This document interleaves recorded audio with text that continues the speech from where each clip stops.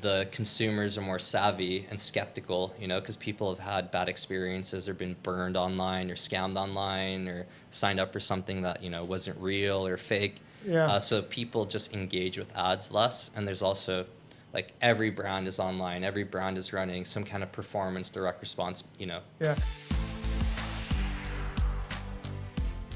Welcome back for another expert series with Vitals. I'm here with a longtime friend of mine. I think we've now known each other 10 years. 10 years, yeah. With Erik Davis. He's based in Ho Chi Minh. Yeah. And he's been there now for around 15 years. Yeah, 2010 I came to Vietnam. Yeah. I was 19 years old. Yeah. It's a So long I time kind ago. of, Eric's worn a lot of different hats over the last 15 years. He's done a lot of different things. Yeah. So I do want to take it back to the start. Let's start from what actually brought you to Vietnam. How did you end up in Vietnam to start with? Yeah, I mean, I came to Vietnam when I was 19 years old. The original plan was go teach English for a year and then figure out when I would study university and go back to school, right? So I got to Saigon or Hanoi in 2010, September 2010, started teaching English. And then after a year, I thought, why don't I just open my own English school, right? Yeah. So then 2011, opened a school. And then 2013, did a joint venture for a second school in Saigon. And that was, the rest was history. Were there a lot of schools like English schools in Vietnam back then? Sure, yeah, of course. There's a lot of schools, and it was, it was just an easy market to operate in. Like I thought, I wanted to learn about entrepreneurship, wanted to try to open a business, and so went ahead with that, and the rest is history. And I guess at that time the market was pretty ripe for.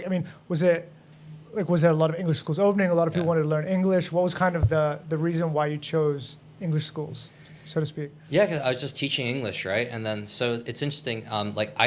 Opened the school in 2011, and by 2012, Facebook was just opening up in the country. And then that was, I started learning about online marketing, and I was one of the first people probably in Vietnam for sure, but maybe in Southeast Asia to be doing online ads, right? And then that's where I learned about paid advertising and how you build an entire funnel from, getting traffic to generating a lead to an appointment to an offline show for the appointment to doing a trial to then the sale and the conversion and then mapping out the whole funnel, right? And then that kind of set me up for my career and what I would go on to do in the future. And then back then, given that you were a foreigner, how did you find? Because obviously there's one thing learning like the Facebook and the digital marketing process, right? Yeah. But then how do you learn how to localize that knowledge that you've kind of learned to kind of get to appeal to? Because assuming the people you're targeting don't speak English, Sure. so they want to learn English. So how did you initially target those Vietnamese people? Yeah, you just make content in Vietnamese, So I had a creative team that would make ads or videos and stuff like that to appeal to the local audience. And then as I've gone on to work in fitness and wellness and then later fashion in the future, it was always about how do you take brands internationally and then localize them for a market, right? So it's been kind of the similar approach of, understanding a target customer and localizing creatives that's going to connect with them on some kind of emotional level, solve a pain point, et cetera. Yeah.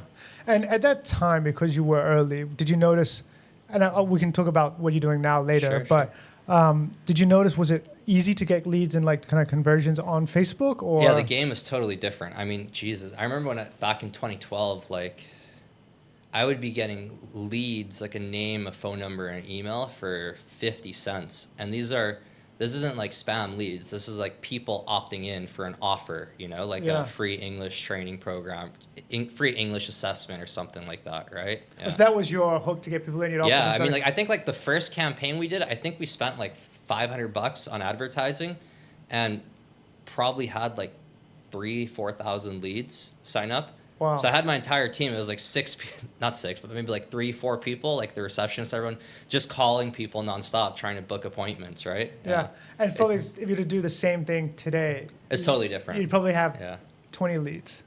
Sure. Yeah, you might be paying, $5-10 for a lead or something like that at least, not 25 cents or 50 cents. Just out of curiosity, do you think that, considering back then, would you say it was easier to run digital campaigns than it is now, or just you just have to strategize differently? Yeah, the game has totally changed now. The market is so saturated. The consumers are more savvy and skeptical, because people have had bad experiences or been burned online or scammed online or signed up for something that, wasn't real or fake. Yeah. So people just engage with ads less. And there's also, like, every brand is online. Every brand is running some kind of performance direct response, Yeah. And like you were saying, you're one of the right? first people to do it. So, for example, you might have been the one of 2 or 3 English schools using Facebook. Sure, exactly. And but now there's probably hundreds, Every single, thousands. Yeah. Not just English schools, but every single, It's almost individual. it's a prerequisite, right? Yeah. Like basically you set up a company. Oh, we need a Facebook ads account. Yeah. We need online ads, or we need, to push sales or e-commerce or whatever you're doing. Yeah. And then, so I do know you. So you mentioned as well that you went into the wellness space. So I wanted to understand a little bit. Like, so you moved to Vietnam. You're English teacher initially. You then opened your English schools. Yeah. How did you transition from? And was it a good business? Did you want to get out of it from English schools to then be in the wellness space? And what were you doing in the wellness space? Yeah, I think like maybe let's take it from. Let's just look at like a quick snapshot of my career. Yeah. And then we can talk about like how I got into the fitness and wellness. Yeah. Right. So, I started out as an English teacher, then opened up my own English school. Yeah. The schools didn't end up working out well because I didn't know anything about running a business, right? But I had these skill sets about how do I build this like online funnel, right? So the leads were great. Yeah. Okay. And then, that transition to fitness and wellness, I went to work for a company, CMG Asia. At the time, they just raised like $15 million. Yeah, so CMG Asia, they own California Fitness. In Vietnam. In Vietnam, yes. UFC, gym. Yeah. They had other brands as well? Yeah, there was like 18 brands in the entire portfolio. All right? health and wellness related. All health, wellness, some media. It was kind of like a life enhancement ecosystem. Yeah. And that group did very well. I ended up becoming the vice president of digital marketing, was there for 6 years, helped scale that group to a $200 million exit in 2018. Yeah. And then after that, I did Top Class, which was a startup for 2 years, which is basically like a master class for Southeast Asia, right? So we had a few billion-dollar founders teaching their craft online. We had a roster of celebrities as well, teaching acting or music or modeling, etc.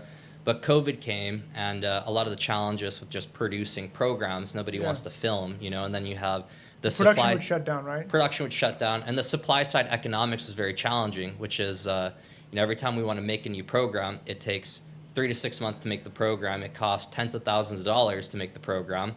And then the program might only end up being 2 hours, right? So you think it takes 6 months to make a program that's only 2 hours, like the math doesn't add up, you know, because you need a lot of supply to facilitate the demand, right? Yeah. And then from there I went into fashion. So I was working in fashion for the last 3 years for a company called Myson RMI, very successful. And they were doing what kind of fashion? Like luxury? Yeah, so it's like a very successful retail and e-commerce fashion group. So they have 25 brands like Puma, Coach, D Square on the higher end, Max Mara, Charles and Keith, Pedro, MLB, etc. Hundreds of stores across the country.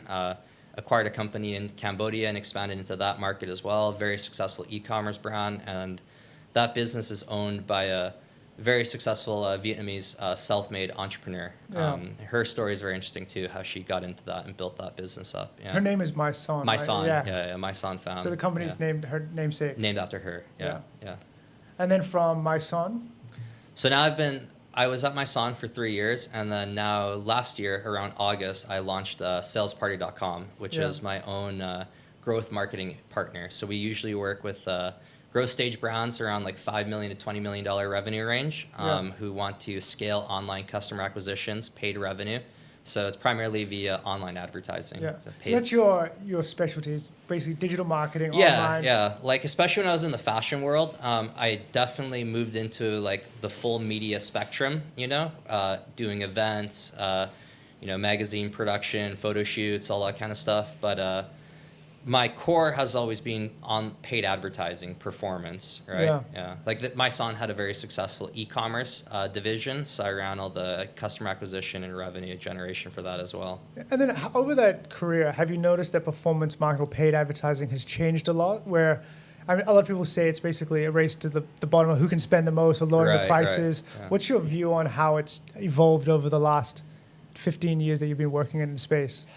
What people need to understand, I think, about online marketing is it's all about your back end funnel, right? Which is how do you maximize the lifetime value of a customer? Because if you can afford to spend more money to acquire a customer than your competitor, then you can outbid them and then you can scale your business further, right? So let's say whatever your front end offer is, let's say it's like $30, right? Or $100. But if you have a strong back end, which is out of the people who spend $100, you know X amount go on to make a second or third purchase within a certain amount of time. And you can track like the total lifetime value of the customer might be $500 over whatever period that you've defined. Then you can afford to spend $100 to acquire a customer that on the front end would be $100 because you have a very strong back end. Whereas your competitors, they might be trying to be profitable on the front end, right? Yeah. Yeah. So are you saying that though you could be, if you have deep pockets, you can kind of outbid, like you can outlast your competitors? Yeah, it's not even about deep pockets too. It's also about just understanding your back end economics, right? Which is if you know that you generate a customer and they might make first purchase $100, but their second, third, or fourth purchase might end up for a total of $500, then you can really afford to spend more money to acquire that customer. So it's actually not about spending more, it's about understanding. Maximizing customer lifetime value. Because if you know that customers are going to be valuable for, say, $1,000, spending $200 now is not a bad thing. Right, so exactly. Instead of, and maybe the product is $200, where Right. some people get scared with thinking, oh, I'm spending $200, getting $200 off the first purchase, Right. which is an incorrect kind of return of investment, because if the LTV is going to be like 1,000. So you'd look at, you're saying for the return of investment on ad spend, you should really be looking at the LTV versus like the first purchase? Sure, absolutely. Like it just depends what stage the business is at too. Like if you're an earlier stage business, you don't know your back end, right? So you want to be profitable on the front end, right? If you're acquiring a customer worth $100, you don't want to be spending more than $20 or $30, so you have a 4 to 5x return on advertising spend, right? Yeah. But if your business is more established and you have strong customer cohorts and you're able to understand what the lifetime value of a customer is over a given period, right? Then maybe you know that your customer is worth $500 or $1,000. You can afford to spend $100 or $200 to acquire that customer, and that's where you get economies of scale and are able to facilitate growth that's going to take you to $100 million plus revenue. Yeah. And then I guess you've seen it from the whole spectrum. You started small, then you've worked with a company that was, what at CMG and My Son, these companies are doing, tens of millions of dollars in revenue? Oh, hundreds of millions, sure, yeah. So is there kind of a one kind of system that fits all? Or you think every company has a different custom kind of build? Yeah, I think every industry, that's the other thing too, is you really want to have domain expertise in whatever type of business that you're operating, right? Because like the principles... When you say domain expertise, just what does that mean? Sure. So like if you're trying to build an e-commerce business, for example, right? It's not just how well do you understand the best practices and principles of, running an e-commerce store, inventory management, or Shopify. It's also how well do you understand your target customer and their pain points, right? And their buying behavior, and what are the alternatives in the market that they might be considering over this particular solution, right? Yeah. Because it's always come down to like whoever understands their customer the most and their product or service might be able to win in the long term. Yeah. That's why there's a quote that I always I really like. It says you should focus on your customer and not your competitor. Sure. Because if your customer is happy, it doesn't matter. Yeah. Because they're going to keep coming back to you. They're going to buy from you. But if you focus on what your competitor is doing, they might have different, even though you might be a similar product, they might have different customers. The worst thing about focusing on your competitor is like the tip of the iceberg. You might be able to see what they're doing, but you don't see the whole back end. That's like where like really revenue maximization is, right? So like in the example of let's say CMG, right? The founder of CMG, when he went and set up the business, a lot of people came in and tried to copy what they were doing, and copy the fitness business or copy the clinic. Because it looks like it's doing well. Everyone says, this looks easy. I want to do one too. Let me go get a 2,000 square meter space and fill it in with the same equipment and the same design, and it's going to work well. So that's like the tip of the iceberg. But what they don't know is they don't know the sales management side. They don't know the customer service management. They don't know the membership engagement. They don't know the campaign structures, how they upsell, downsell, cross sell to maximize the back end customer lifetime value, right? Yeah. Yeah. And then Oh, sorry, Karen. No, I was just gonna say, or even the company culture, right? Yeah. That allows that company. You can't replicate that. Yeah, exactly. I think that's built from, like you said, probably the domain experts. Sure, Yeah. absolutely. Yeah. And then, so what does Sales Party? What do you guys do? Sure. So we help businesses scale through paid advertising, right? So we help businesses scale with like paid advertising, conversion rate optimization, and then revenue attribution. So it's basically the three. You know, like over my career, like 15 years, I've generated like $150 million in online sales. I was invited to Meta's headquarters multiple times. I was featured in a Facebook business success case study. Even invited to meet like the vice president of Meta back in 2015. Because you got to think like in 2015, we were a fitness and wellness business spending, $100,000 a month plus on online advertising. Like back in 2015, it was maybe an e-commerce business that would be spending that type of money, not like gyms and clinics, right? Yeah. So they wanted to use this as like because they're offline. Exactly, Yeah. right? But we had like structured the entire funnel in a way that would work to facilitate that scale. I'm curious to know. So I know a lot of these e-commerce businesses, why they obviously advertise online, because they can track everything, right? Right. So back then you're tracking something different, because that purchase doesn't happen in a store, for example. Am I correct? Like at CMG, people not buying from a website. You're generating offline. Yeah. So you have to be really aware of what's happening offline and kind of you have to connect the two funnels, right? You have the online funnel, which is going to be everything from like, impressions, clicks, conversion rate, right? How you generate a lead. Yeah. And then how many of those leads convert into appointments. But then you need the offline funnel too, which is like how many of those appointments then convert into guest traffic, right? To visit your offline location.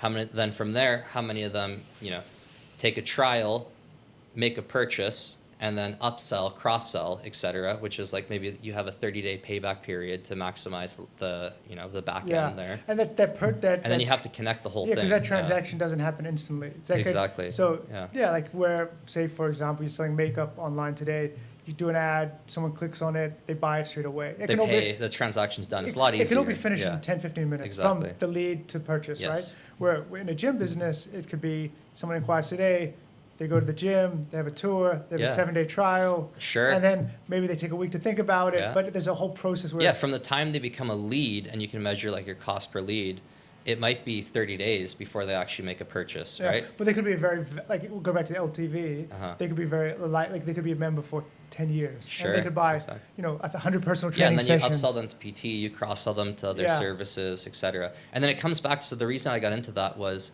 one of the core problems is always going to be revenue attribution, right? Whether you're doing an e-commerce store, you want to be able to track your, the revenue attribution between every channel that you're running and what the cost per customer was and what the return on advertising spend was on all the different campaigns that you're running on different platforms. Yeah. But for offline business, it's even more challenging, right? Yeah. So that's where the three things we help brands with. We help them, online customer acquisition, like generating leads or generating sales, conversion rate optimization, and then the core one is revenue attribution, understanding where your sales came from, what was your payback period, what was your return on advertising spend, et cetera. Okay, so do growth stage companies obsess over CAC while ignoring retention, do you feel? Do growth stage companies obsess over CAC? Yeah, so that's what I was going back to, the customer acquisition. Do you think people obsess over it too much? When they should be focusing on the retention of the customer, like kind of building up that LTV. Yeah, you want to focus on both the front end and the back end, right? You want to focus on customer acquisition, what's your cost to acquire a customer, but then on the back end, it's what's the return over a 30-day period, over a 60-day period, over a 90-day period, and then you have those cohorts, right? Yeah. So then it might have cost you $100 to acquire a customer, but if that customer is worth $500 or $1,000 to you over a time period, then that might be profitable for your business, right? So it all depends, but actually going back to the point of the customer acquisition cost, it's not so simple. It's not black and white, because there's an LTV that you have to take into account also, where the cost of getting that customer could be, like we're saying, $10, but if the product's 10, but over time they're going to spend $1,000. Sure, even $100. Yeah, it's a great CAC. Yes. Okay.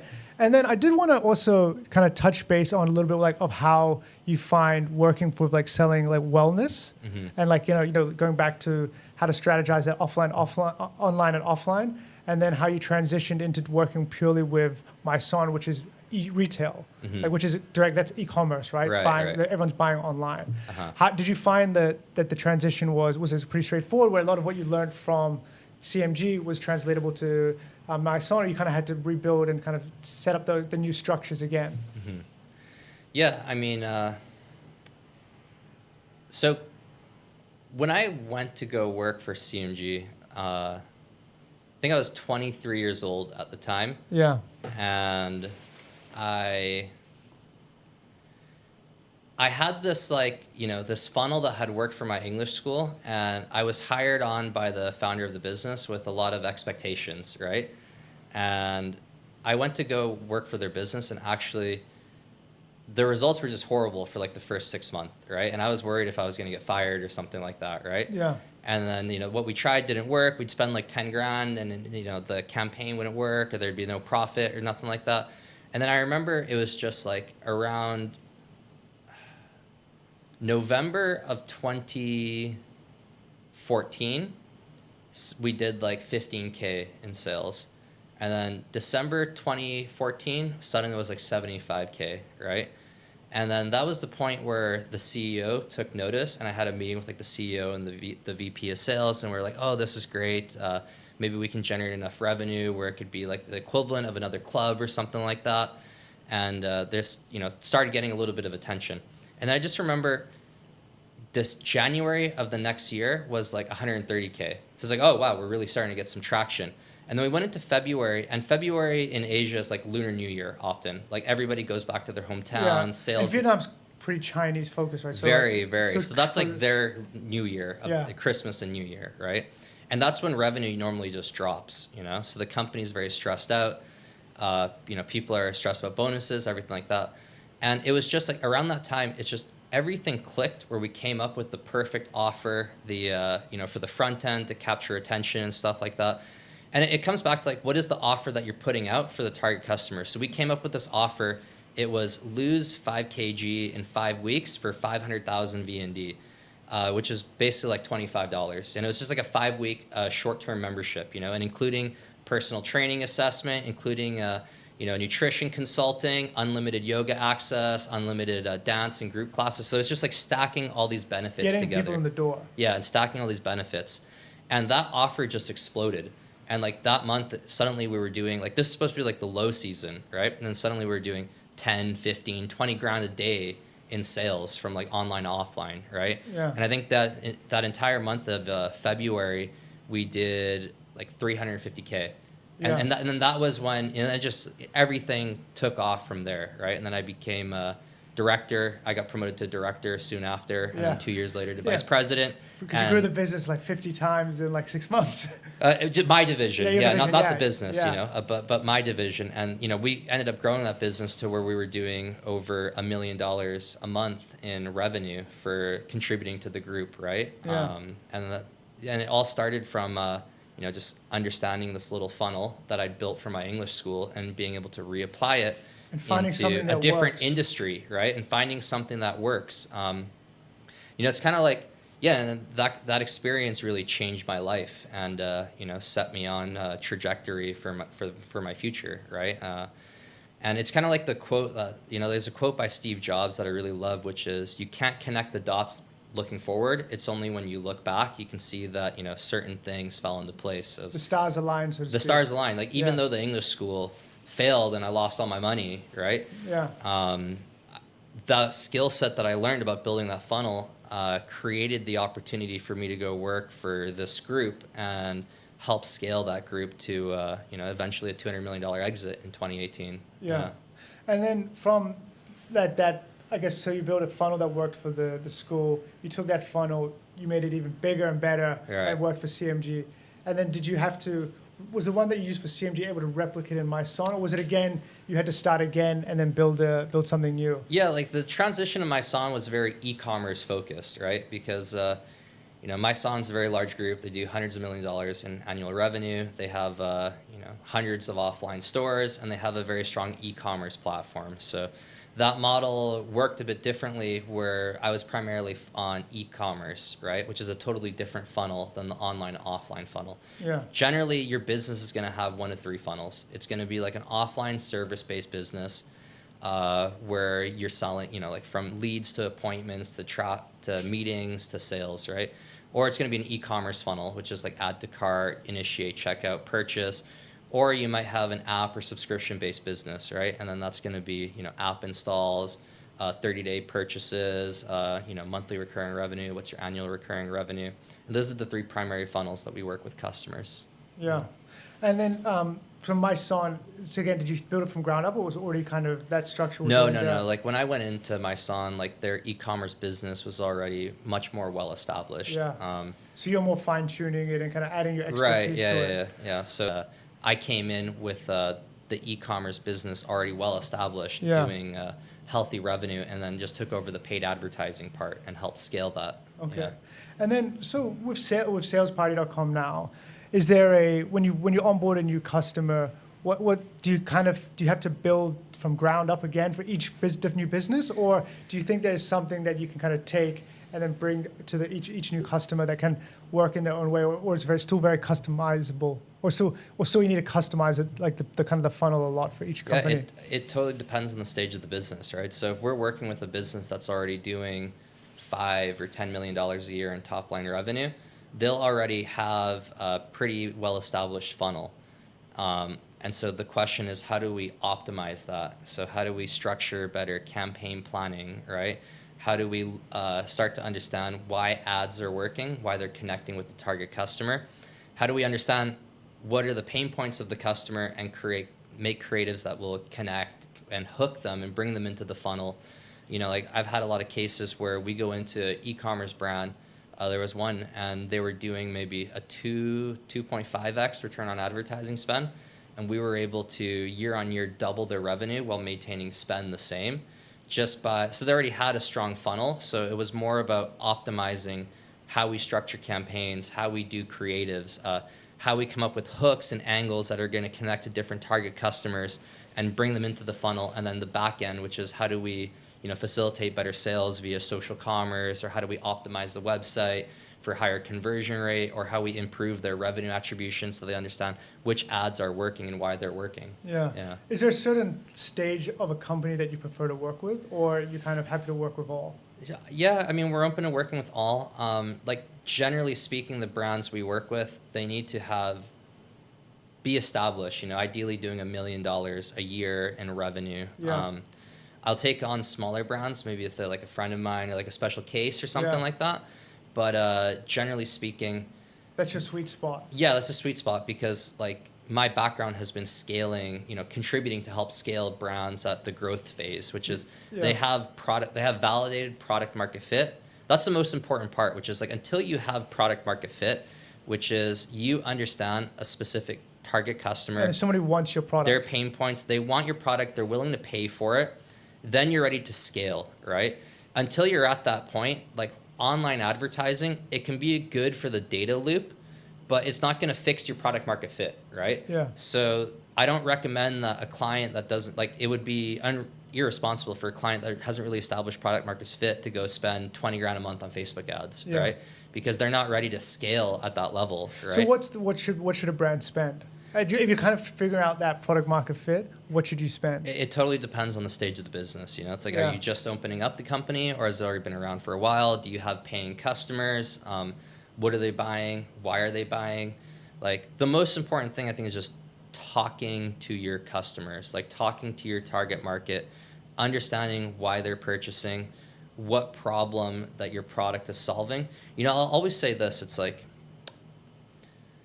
you don't want to go and create a solution to a product. You don't want to go and create a solution to a problem that doesn't exist. Yeah. Right? That's really important. And a lot of times when startups are building their business, they fall in love with their product or service when actually they should fall in love with their customer, right? And so you might build something that you think is, even at Top Class, we had that experience, right? Which was, so we had these 2-hour online programs by, very successful founders or celebrities, et cetera, that were like $30, but I couldn't define what was the problem that we solved. It's like a nice to have. It's a nice to have. And normally in You business, need a must have. yes. So normally in business, you can have two types of companies. You can have a vitamin business or a medicine business. A vitamin business is like, think about like, if I run out of vitamin D.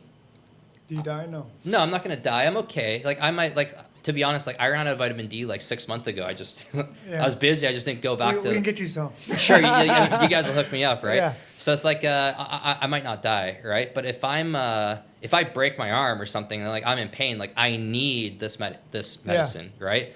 And so normally it's better to have a medicine-based business, which is like without it you will die, right? Like or not die, but there will be significant pain associated, right? Well, that's why they always say like, what's the pain? Like whenever like founders or new business, they always say, what's the problem pain? that you're solving? You know, pain points, right? Yeah. Customer pain points, and you want to solve those problems. Right. So that's the first step. Is like you really understand what are the pain points of the customer, and it's not only that. It's are you able to communicate it to that customer in a way that's going to resonate with them and connect with them on an emotional level, right?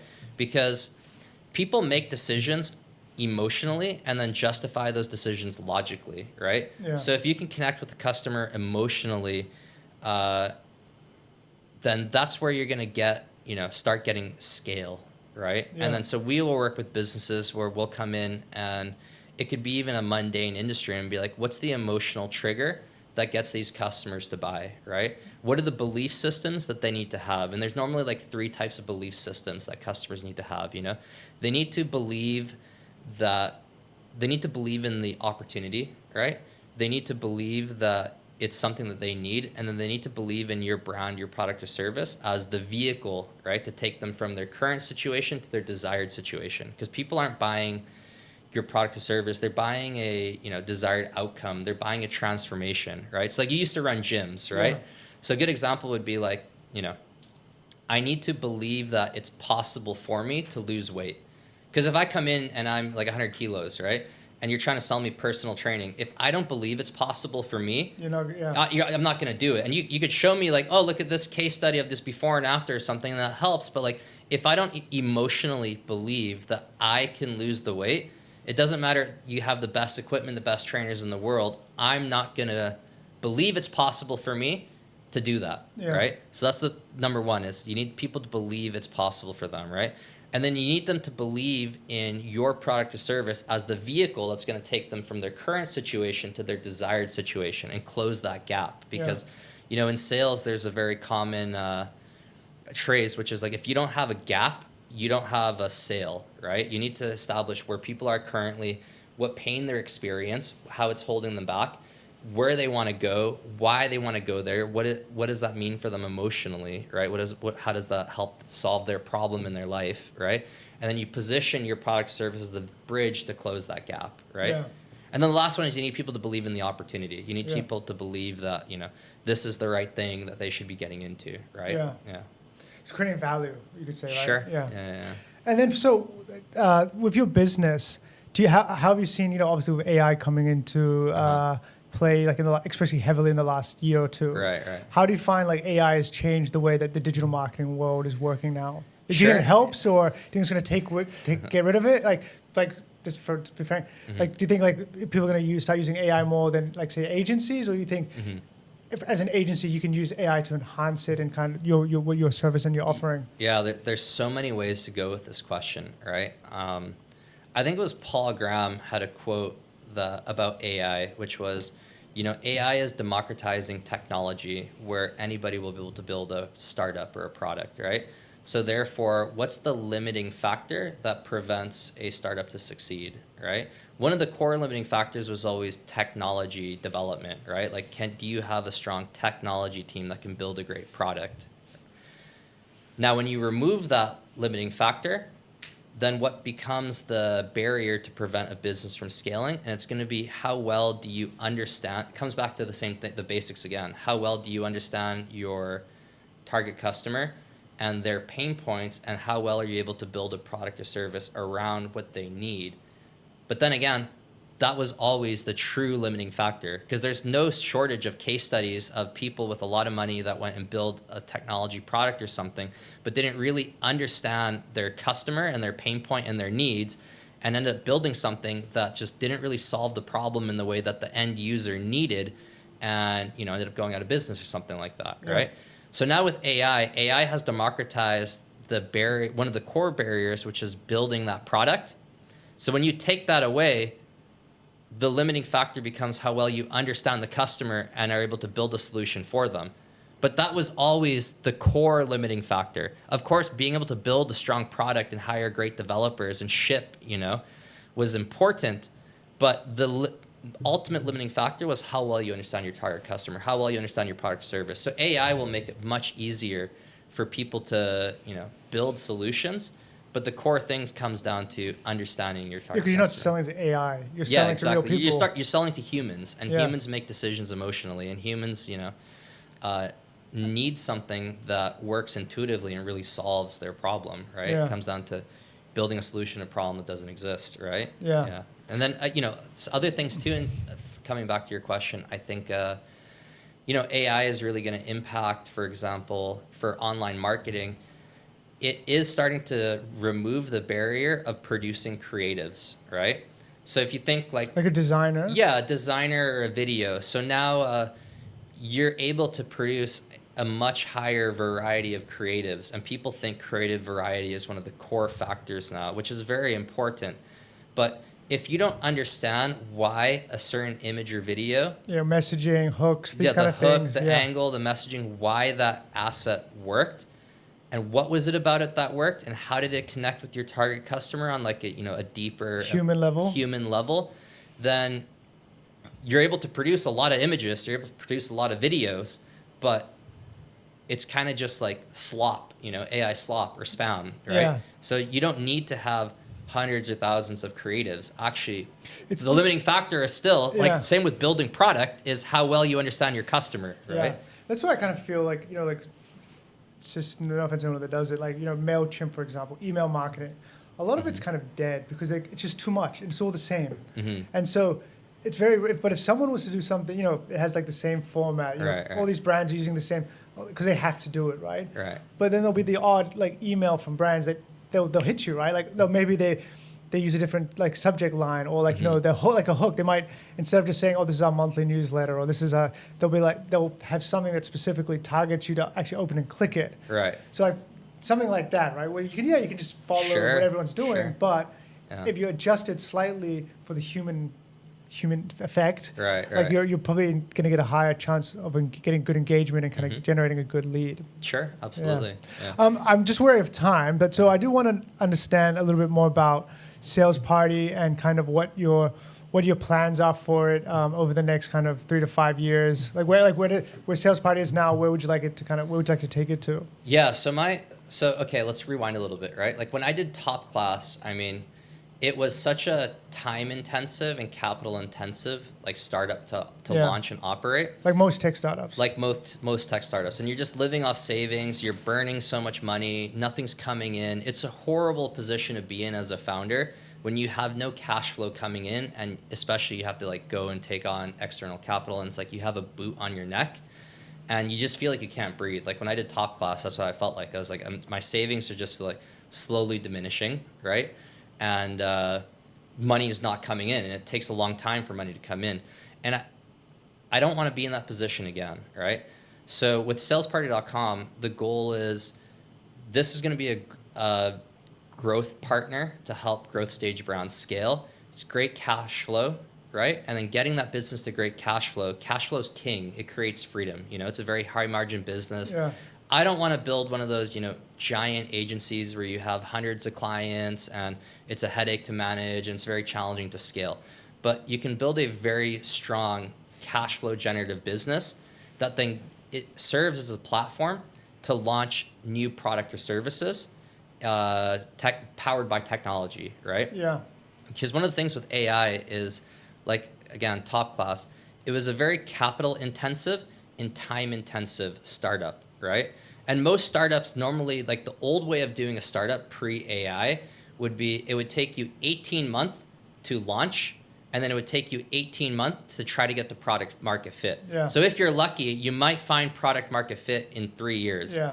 But now with AI, the barrier of building technology products and the cost, the time and the cost has come down so much, where you can build a product instead of in 18 months. Literally, people are shipping in like 3 months, you know, 6 weeks or something like that. Yeah. And instead of costing, you know, hundreds of thousands of dollars, it might cost 15 grand or 20 grand or something, depending on what you're trying to build, right? So it's really shifted the market where it's now very capital. Before it used to be building a startup was very capital intensive and time intensive, where now the market has become, at least initially to launch a product and try to get some product market fit and validate the hypothesis that you have for this business you're trying to launch. Now it's much more capital efficient and time efficient. So you're going to see a lot more entrepreneurs as well. Exactly. So Sales Party would be a cash flow generative business that provides oxygen into, you know, my life and my platform. Yeah. And then that enables me to then go and start. I have no shortage of ideas of, like, you know, expensive domains I bought over the years and products that I want to build. Yeah. But it comes cash flow first, and then the next phase is. So you would like to dive in and kind of create your own. For sure, yeah. Whether it's brand or launching, business. you know, raising a small fund and launching, you know, a series of products based on. I have a hypothesis that I think this is solves a particular problem for a particular customer that I might understand. Now that it's much more capital and time efficient to build that product, let me develop something, launch it, see if it works, and if it doesn't work, then I can move on to something else, right? Yeah. You know, as an entrepreneur, you never want to be married to your ideas, right? So it's like ideas come and go, and you might have the wrong idea. And like one of the mistakes that people make is they hold on to the wrong ideas for too long, 5 years, 10 years, or something like that. When you should have just, you know, like Top Class, I knew that it was time to move on, you know, within 2 years, right? And now you can have an idea, you can launch, try to validate, and if it doesn't work, you know, try to pivot it or just move on to something else, right? Yeah. So that is my current hypothesis. Yeah. I have no idea if it's going to work, Yeah. but at least, like, you know, and I really want to focus on one thing at a time. Like, focus is so important. So right now it's just salesparty.com. Yeah. I've only launched this business like 6 months ago. I haven't done any marketing or, you know, anything. Just updated my LinkedIn back in August of last year. Yeah. I had this business incorporated actually since like 2021. It was just, you know, servicing, you know, internal clients, stuff like that before.